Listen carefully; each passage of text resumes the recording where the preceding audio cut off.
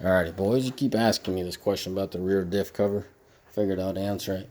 Holy smokes. Guys, I'm in my basement, my favorite part of my house. Look at my kid, man. Look at all these toys this guy got. It's the basement, probably my favorite part of my house. It's where I come down here and rock away on these rocking chairs when I need to. Anyways, the point of this video is the rear diff that, Gale Banks made and whatnot. He has some solid point. He has some solid proof. The fact that he was able to display that and he had the access to the lathe and all that, it's really cool. Deep respect to the guy. Because of those videos, I looked deeper into Gale Banks. Just because of those videos. He's a solid fella, and I have respect. I've gained respect for that guy because he doesn't just shoot out of the hip. Like a lot of these aftermarket companies, XYZ. As long as it looks good on as a sales pitch, then they'll sell you the product. That's not Gale Banks. So anyway, as I was going through these videos, I'm guessing just like you guys were, I was very pleased to find proof, not just empty words, but actual proof of the guy saying, hey, listen, this is what I say it is, and this is what it is, It's cool how he was able to cut off the back end and put a glass in there and run all those sensors and probes or whatever. That's cool and all. But I wanted to share my opinion on that stuff and what happened to me and where I'm at because of the situations that I was in. So keep in mind, I ended up buying like three 2014 Rams back in the day. And on my Ram, the one that I purchased initially, I racked on those miles real quick. I was at 30,000 miles within the 4 months. Well, guess what? Within the 4 months, I was also changing out every seal on that rear end. And you're going to say, gee, Paul, what happened there? I don't know, guys. I was really bothered by it. Well, before I changed out the seals, I went ahead and bought that diff cover that added capacity. I was under the impression that my capacity is just not enough. I'm just heating up that rear axle way too much. And, these guys, these engines and trannies were out since 13. So within a year behind, they just haven't fixed the problem. So I figured I'd fix the problem and add some cooling and capacity myself. So I went ahead and bought a bigger one, a deeper one, so I could add more oil. Well, didn't take long. We replaced all those seals and put on, including all the seals on that axle had to go. I ended up, not me, but my guy that was working at the shop at the time even busted my yoke. Quote unquote brand new truck, 4 months old. Already has a new yoke on there because the guy just busted it off. Anyway, so didn't take much for me to blow those seals. I think I blew all but one, and I can't remember which one it was. And I was so frustrated. I was so frustrated with the fact that I'm blowing seals left and right. A new truck within 10,000 miles. So keep in mind, the truck now has 40,000 miles, and I'm already on second sets of seals. So, like any normal person would do, I check the breather tube. It's all clean. There's just no reason for those seals to be going like that. So once again, we did the seals, readjusted the bearings.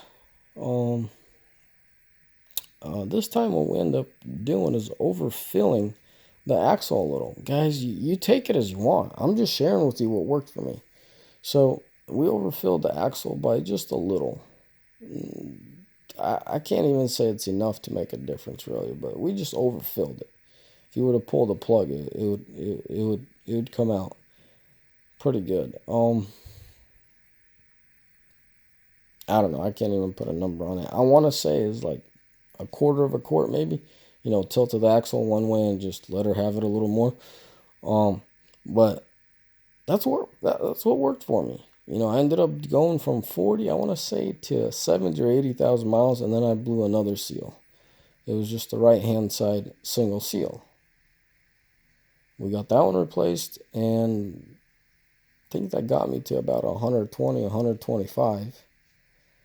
And I had to do another right seal. Bearings were inspected, adjustments were inspected. It's just Could it be that I have my airbags pumped up too high and it pivoted the axle too much? I don't know.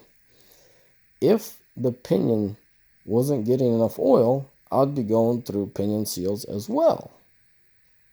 So, don't be jumping to conclusion and breaking your fingers on that comment section.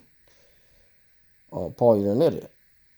So, what conclusion have I come up with? Gale definitely has a solid point. He definitely has a solid point, and I have my facts on that too. So what I believe was going on was I added extra oil for capacity because I had extra capacity. Okay.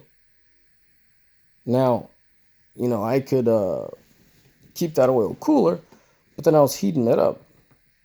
Okay. Because I have a square back end and not a smooth one where I could fling the oil forward, I was limiting the oil to the front pinion. But because I had extra oil in there, I'm guessing it broke even.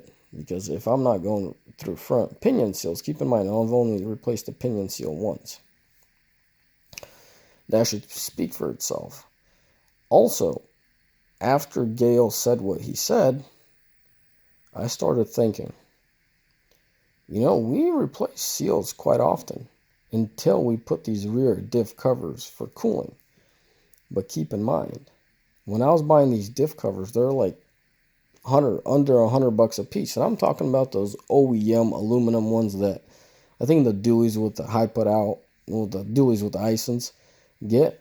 Y'all know what I'm talking about. I think I got pictures of them. I'll go through my media files and see if I can find it. If I can find it, I'll put it in as a thumbnail, so look for it. But if I can't find it, I know I have a picture of my squared back one. So whatever, in the thumb file, you'll see either or.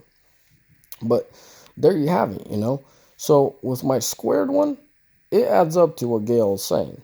Now, as far as the stock aluminum one, it also adds up to what you're saying, because the stock aluminum one, I don't think it adds any capacity. But guess what? I don't remember changing seals after I install those too. After I install those on. So to recap this, the stock diff covers definitely don't do it justice, because we end up with rear diff seals getting blown. So the way we fix that is I added a squared one for more capacity for my truck, but my work trucks all got those stock aluminum ones until, I don't know, like 6 months ago. Those things just went through the roof, and maybe even more than 6 months ago. So I said, why not pay the same money, because those are $300 and these are $300 or $250, whatever. Why not add more capacity for the same money, right? So I started buying the squared ones, and I think I'm at a couple squared ones. I haven't had any issues, but after watching those videos, I'm definitely gonna stay away from the squared ones. If Gale, I know he's trying to make some, and this is a wonderful business opportunity for him as well. But if he can make those properly designed to fling oil forward like it's supposed to, instead of just bubbling up the oil and heating up the oil, with extra capacity, then more money and power to him, because he's going to have more money for sure, because people are going to want to buy those because he proved his product, But meanwhile, for a guy that's looking for a diff cover and you're towing heavy, go for the OEM one. The OEM one, the aluminum one that doesn't add any capacity, but it definitely helps, because from my experience, I don't remember changing out seals after we've put those on. So for my trucks, I have all but one right now running with without those. Oh, hold on a sec. We got a visitor. Anyways, back to what I was saying. Oh, what was I saying?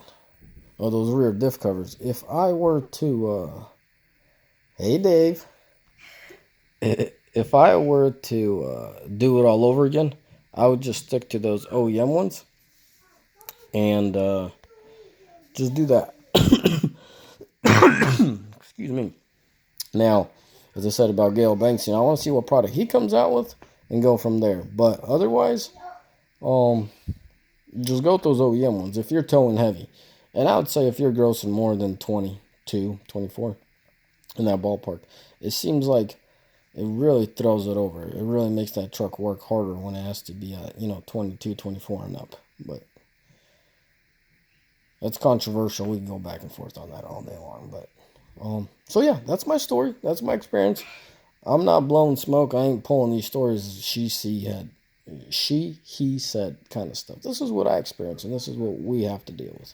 Anyways, as always, may the Lord bless you guys, and y'all may have a mighty fine day. God bless y'all. Bye.